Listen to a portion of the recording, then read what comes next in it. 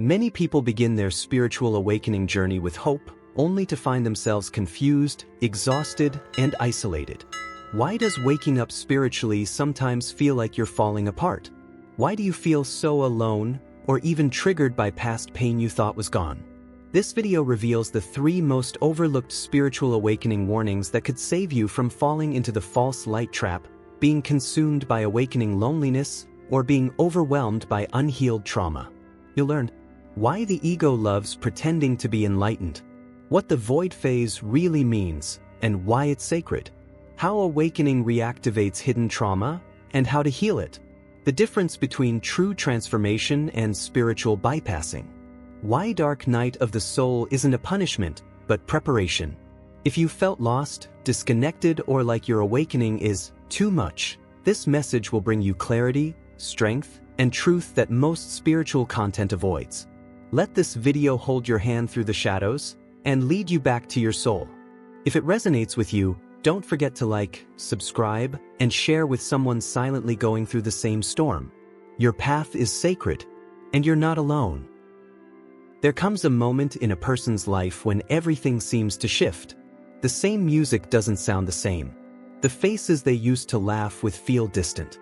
And a strange sensation rises in the chest, like something ancient just woke up.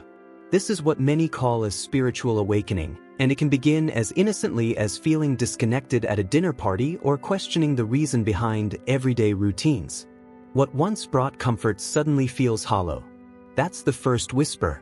It's subtle, but once heard, it never goes away. It's like the soul tapping on the inside of the ribcage, asking, "Are you paying attention?"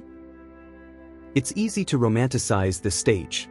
People imagine the awakening journey as a rise into bliss, like a divine elevator lifting them above the chaos of the world. But that's rarely how it unfolds. More often, it starts with confusion, fatigue, and a growing sense of emotional friction with everything once considered normal. The awakening symptoms don't show up with a gentle knock. They crash through the walls of your comfort zone. Someone might feel restless at work, disconnected from friends, or hypersensitive to the pain of the world. These aren't breakdowns, they're breakthrough signs. And yet, without the right awareness, many mistake them for personal failures or mental instability. This is why it's vital to understand the awakening warning signs before diving too deep into the process. Imagine someone suddenly gaining access to a deeper layer of reality but having no map, no guide, and no idea what's happening. That's what most people experience. The internet is flooded with trendy spiritual phrases: raise your vibration, ascend into 5D, or follow your light. But few resources talk about what truly happens when the shadows inside start responding to that light. And those shadows? They don't just fade, they fight back. Not because you're broken, but because you're healing. People often ask, why do I feel more alone after I started awakening? The answer lies in the nature of transformation. You're not just upgrading your beliefs, you're losing identities, releasing trauma, and confronting truths that your old self spent years avoiding. That process can feel like ego death, a slow unraveling of everything you thought was you. Old friendships dissolve. Career goals feel irrelevant. Even your emotions seem louder and less controllable. But this isn't regression. It's the beginning of inner healing. And like any renovation, the mess comes before the masterpiece. In that emotional whirlwind, one danger stands out: spiritual ego. Many fall into this without even realizing it. A person starts journaling, practicing yoga, or reading sacred texts, and soon they begin to identify as awakened. They may even feel superior, more conscious than the rest. But this is just another mask, a clever trick the ego uses to survive within spiritual environments. The real awakening happens when you're no longer attached to being spiritual. When you're willing to look in the mirror and sit with the mess, the doubt, and the pain without the need to escape into a persona. That's what this message is truly about: removing the filters. Not to judge your journey, but to prepare you. Because when you know what to look for, when you understand the difference between divine awakening and spiritual bypassing, you become grounded. You move from spiritual confusion to spiritual transformation. And you stop trying to fix the discomfort with affirmations and instead start embracing the deeper truth beneath it. This is the real work. This is where shadow work begins. And it's the only way to make your awakening sustainable, not just inspirational. So stay close, because in the next few moments, we'll explore 3 of the most overlooked, yet most essential, truths about awakening. The kind no one posts about on Instagram. The kind that actually shifts your consciousness, not just your mood. Each of these truths will challenge something you might have believed about this path. But in that challenge, something powerful can awaken inside you, something honest. And from that space, you'll finally understand why this isn't the end of your story, it's the beginning of a deeper one. It usually starts with a spark, maybe after a meditation retreat, a powerful dream, or a night where the stars seem to whisper secrets to the soul. Suddenly, a person feels they've woken up from the illusion.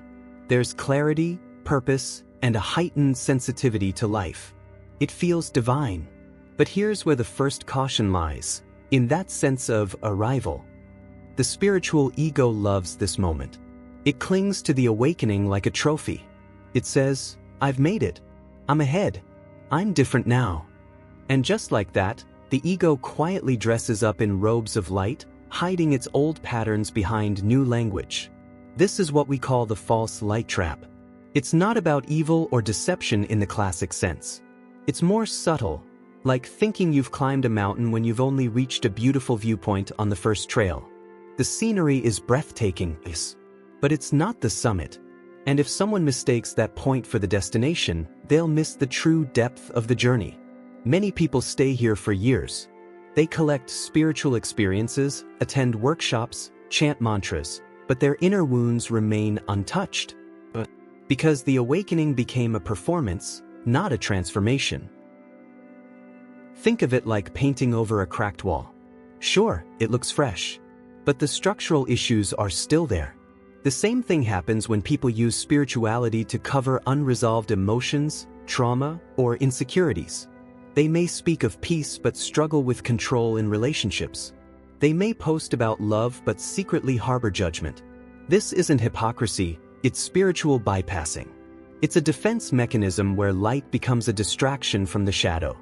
And unless a person pauses to feel what's unresolved, their awakening will always be limited to appearances, not truth. Real awakening invites death, not physical but symbolic. It asks someone to let go of every identity that once gave them safety. Not just the bad ones, even the ones that felt noble. It's the death of being the good one, the spiritual one, the wise one. That's why shadow work is so vital. It strips away every false self until what remains is raw, trembling, and real. And from that naked place, something sacred can rise. But only if the person has the courage to let go of the performance and step into the fire of truth. Daily life gives clues. For instance, if someone feels spiritual but gets angry when questioned, that's the ego resisting humility. If a person avoids difficult conversations but prays daily, that's likely spiritual bypassing. These patterns aren't always obvious. But paying attention to how one reacts under pressure reveals more about their awakening than how often they meditate. Tools like self-inquiry journaling, therapy, or even feedback from close friends can offer insight. The truth is, growth hides in discomfort. Not in how much you know, but in how much you're willing to face. Books like The Untethered Soul by Michael Singer or The Wisdom of Insecurity by Alan Watts explore this tension beautifully. They remind us that true spiritual enlightenment is not about certainty, it's about surrender. And that surrender often comes when we stop clinging to what feels safe, even if it's labeled divine. The more someone clutches to an image of being awakened, the more likely they've stopped evolving. Because evolution requires dismantling. And dismantling feels like chaos before it feels like peace. So if a person truly wants freedom, they must ask, is my awakening challenging me or comforting me? If it's the latter, it may be time to go deeper. Because the soul doesn't wake up to be entertained, it wakes up to be liberated.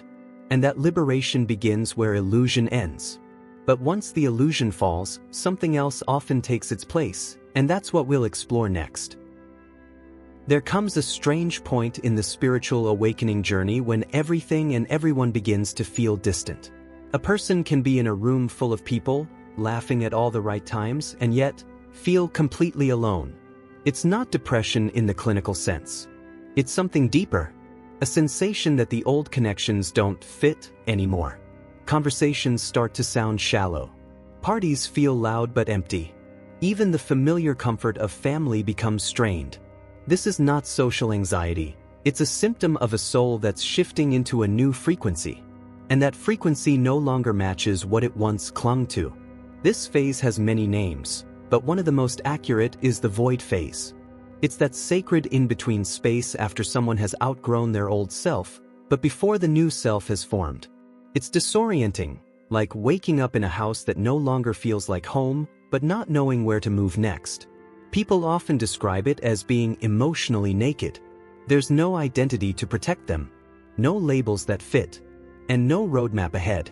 It's the dark night of the soul, not because it's dark outside, but because everything familiar has gone quiet and the silence is loud. What makes this part dangerous is that the human mind hates emptiness. It craves stimulation, answers, validation. And when it doesn't get them, it tends to panic. That's when people relapse into addictions, toxic relationships, or old routines, not because they're weak, but because emptiness is terrifying. The temptation to go back to sleep becomes strong. One might start doubting the entire process. But here's the truth: this void is not a setback. It's a sacred space. Just like soil looks barren before seeds sprout, the soul too must rest in stillness before something new can be born. Daily life reflects this in subtle ways. Someone might scroll endlessly through social media, not for entertainment, but out of a deep hunger for connection. They might overthink messages from friends, wondering why no one gets them anymore. Or they may isolate themselves completely, not out of bitterness, but because small talk feels like poison. This is awakening loneliness. It's not that people don't care. It's that their energy no longer resonates with the awakening spirit. And unless the person learns to sit in that silence with grace, they'll confuse transformation with abandonment. Books like Women Who Run with the Wolves by Clarissa Pinkola Estes and Man's Search for Meaning by Viktor Frankl give comfort during this void. They don't sugarcoat pain, they honor it. They remind us that real growth doesn't always come with fireworks. Sometimes it's slow, quiet, like a tree growing in the dark. This loneliness isn't a punishment, it's a portal. And if someone dares to walk through it without rushing, without begging for it to end, they'll discover a strength that can't be taught. A clarity that doesn't need validation. During this phase, support systems matter, but not in the traditional sense. It's not about surrounding oneself with people. It's about finding resonance. Even one deep conversation with someone who gets it is worth more than 100 surface-level chats. Online forums, spiritual podcasts, support circles, these can all become lifelines. Not because they fill the void, but because they help normalize it. Because what feels isolating now is actually a shared human experience. You're not crazy. You're not broken. You're just evolving, and evolution always requires letting go. But there's a deeper reason this phase hurts so much. It's because what's being stripped away isn't just people or environments. It's identity. The version of yourself that kept you safe, loved, and accepted is slowly dissolving. And without it, you feel exposed. That exposure is painful, yes, but also sacred. Because only in that nakedness can something divine be born. And what comes next in the journey will challenge everything you've been avoiding beneath the surface. What most people don't expect when they enter a spiritual awakening journey is just how much pain begins to surface. Not new pain, but old pain, ancient, buried, almost forgotten. Memories from childhood. Emotional wounds from relationships. The moment someone thought they had moved past suddenly come flooding back. But because the light doesn't just reveal beauty, it exposes everything hidden in the shadows. And that includes trauma. The deeper someone awakens, the more their nervous system begins to unlock what's been frozen inside for years. And it doesn't always arrive gently. It arrives raw. There's a reason this part feels so overwhelming. Trauma isn't just a bad memory, it's energy that got stuck in the body when the mind couldn't process it. And as consciousness expands, those frozen pockets begin to melt.